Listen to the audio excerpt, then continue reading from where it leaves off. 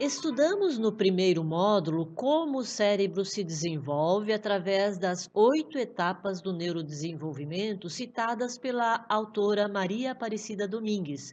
E também conhecemos algumas estruturas importantes do cérebro com as suas principais funções. E no segundo módulo, nós estudamos sobre como o cérebro funciona, entendendo um pouco sobre a química do cérebro, conhecendo alguns neurotransmissores e suas principais funções. Nós também falamos sobre o modelo dos sistemas funcionais de Luria, com a sua estrutura hierárquica e sua pluripotencialidade. E finalizamos com a teoria do consciente e não consciente, o que nos deu uma pálida ideia do funcionamento cerebral. E nesse terceiro módulo, nós iremos focalizar nossa atenção para os fatores que facilitam ou que prejudicam o desenvolvimento cerebral, podendo criar barreiras no processo de aprendizagem da criança. Nós veremos que, falando de cérebro e sua plasticidade, esse desenvolvimento poderá influenciar em seu futuro, pois o comportamento é fruto de experiências vivenciadas, e essas são muito pessoais, individuais, perceptuais, ou seja, depende do impacto que a experiência vai causar e como a criança vai perceber o mundo à sua volta.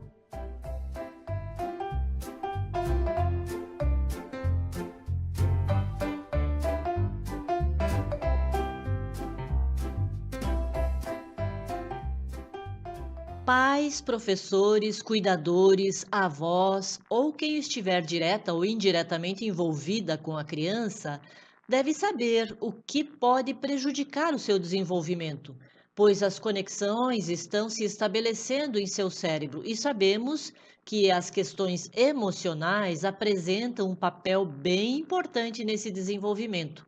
Sabemos também que há situações que fogem do nosso controle, mas a criança precisa ser protegida para melhor se desenvolver.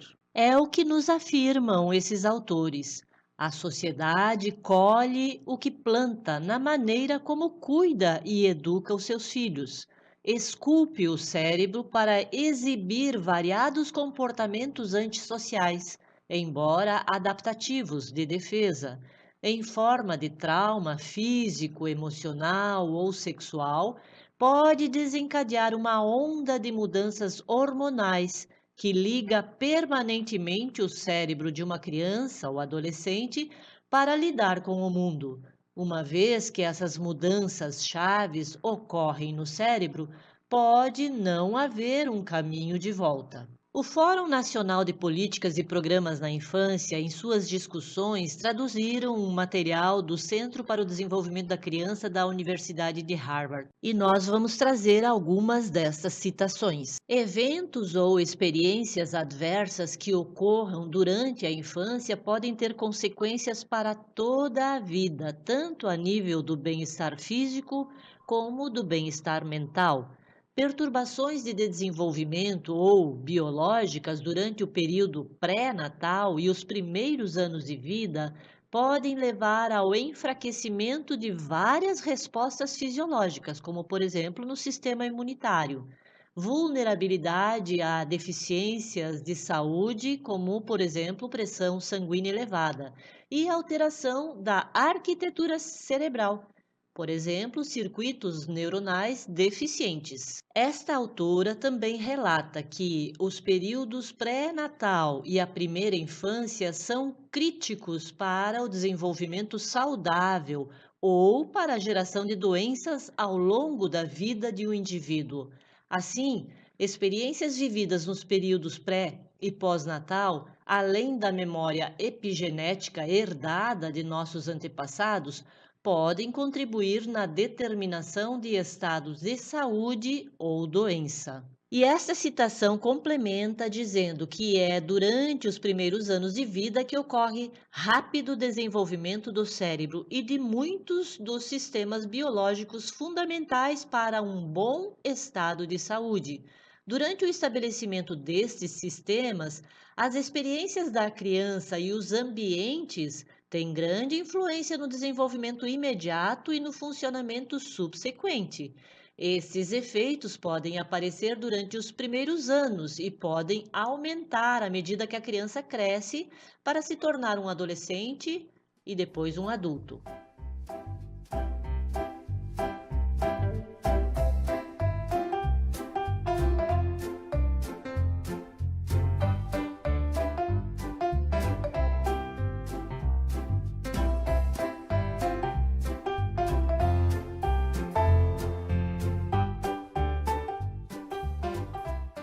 Nós vamos ver agora algumas situações negativas que podem afetar o cérebro e que ocorrem durante a gestação.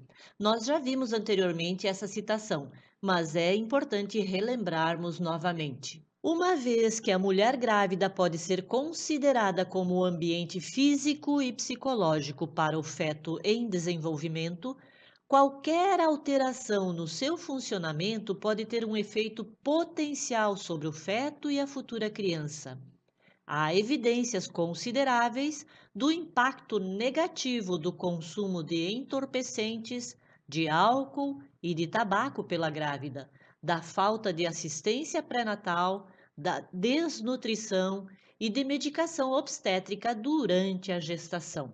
Estudos têm demonstrado que a depressão materna também apresenta influências negativas.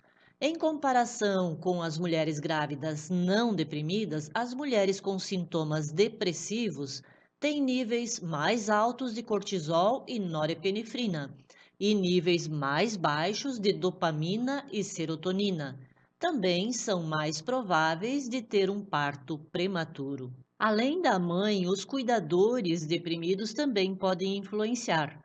Os provedores de cuidados que lutam com problemas como a depressão podem não ser capazes de responder adequadamente às necessidades de uma criança durante os primeiros anos de vida, quando as fundações para as relações de afeto se estão a desenvolver. Sabemos que a depressão causa indiferença. Pais depressivos não conseguem dar a devida atenção à criança e Domingues fala sobre a consequência da indiferença para com a criança. A indiferença, principalmente dos pais, que é o ponto de referência da criança, a excitação dela a um estímulo causa impassividade, incapacidade de sentir alegria, incapacidade de relacionamento social, falta de solidariedade e tendência à solidão, o que pode perdurar por toda a vida. Vamos relembrar que essa influência vai depender do impacto que essa vivência causa na criança. Lembrando que o cérebro é muito plástico e moldável e que muitas vezes situações estressoras pontuais poderão ser minimizadas ou até superadas com um trabalho de amor, carinho, atenção e afeto.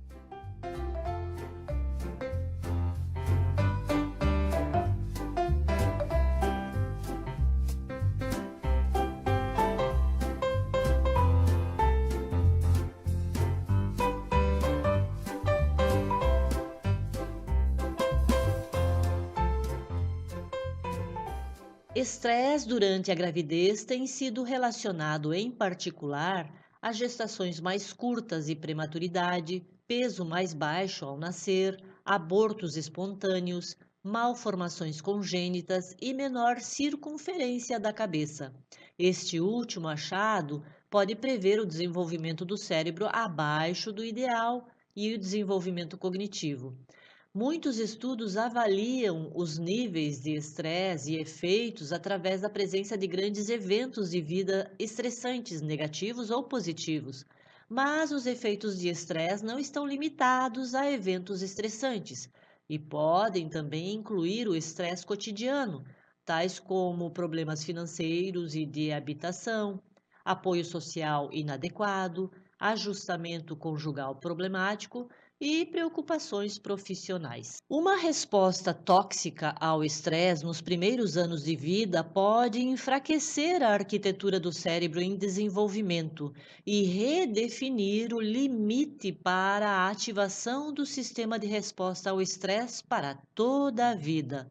Ocorre em circunstância de adversidade crônica ou esmagadora, na ausência do suporte providenciado por relações de carinho consistentes e solidárias. Apesar de ainda existir poucas pesquisas, há cada vez mais evidências de que as influências pré-natais e iniciais no pós-parto podem ter efeitos a longo prazo sobre o desenvolvimento da criança.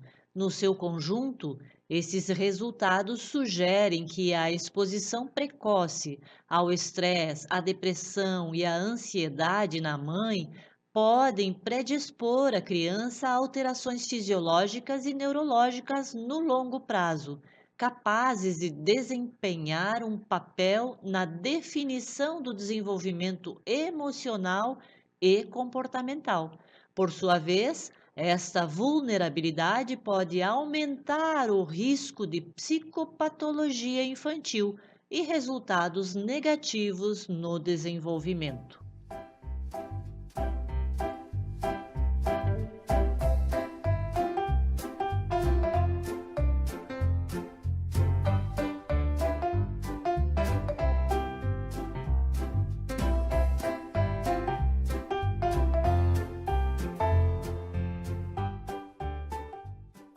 Nós vimos então algumas citações relatando sobre a influência das questões emocionais da mãe em relação à criança.